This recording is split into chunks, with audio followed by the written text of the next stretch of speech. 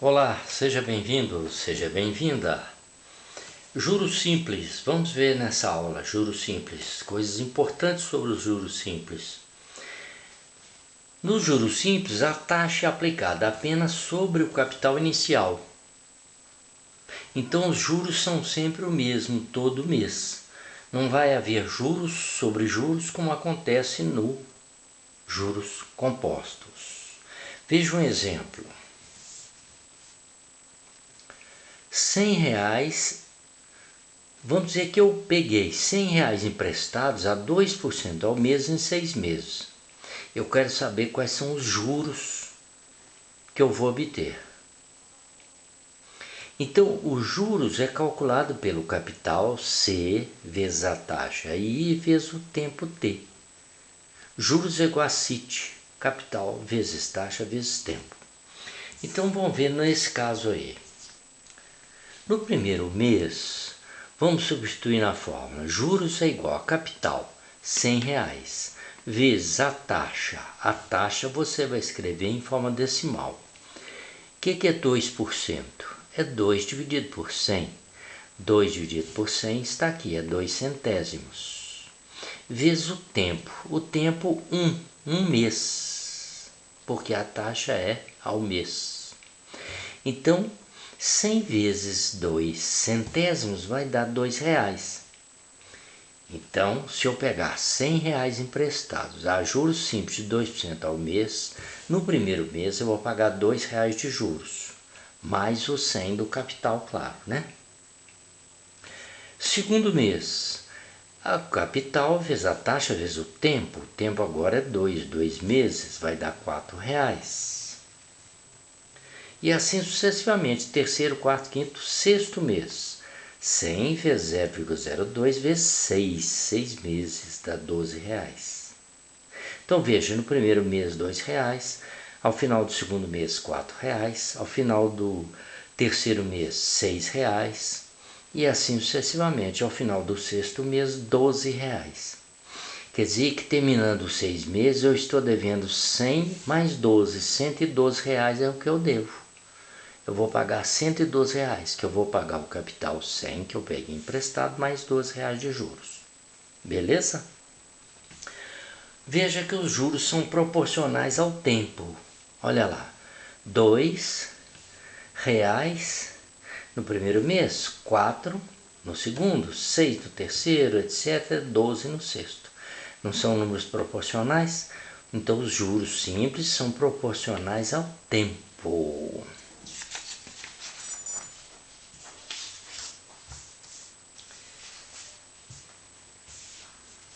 Agora veja que interessante.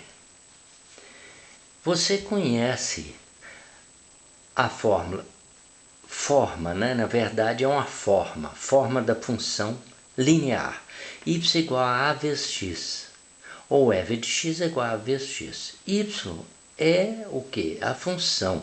X, o Y é a função de X, porque ele altera em relação à alteração de x. Quem é esse a? É o coeficiente angular, né? Que a gente pode chamar também de taxa de variação. Então veja, juros não é igual a capital vezes taxa vezes tempo. Observa que é a mesma forma. Os juros é o y, t é o x, tempo é o x. E c vezes i é o coeficiente angular a. Então veja que os juros simples são função linear do tempo. Os juros é uma função linear. Veja aí aqueles números daquele problemazinho que eu resolvi agora. Os juros em reais no eixo Y, o tempo em meses no eixo X. Você viu que no primeiro mês R$2, no segundo mês R$4, no terceiro mês R$6. Quarto mês, R$8. Quinto mês, R$10. Sexto mês, R$12. Não foi o que nós acabamos de ver? Observa que esses pares ordenados vão me dar o que? Uma reta, que é a reta de uma função linear. Então, os juros simples são uma função linear do tempo.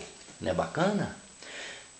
Os juros compostos já não vão ser uma reta mais, é uma função exponencial. que eu vou mostrar na próxima aula.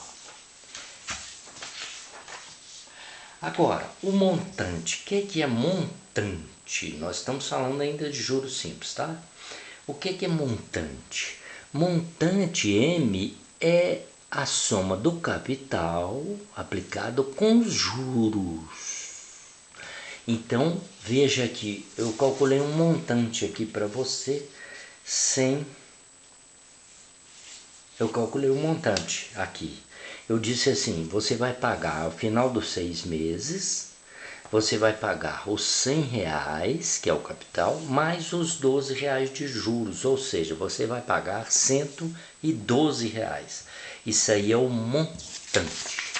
O montante, então, é a soma do capital mais os juros ao final de um certo período.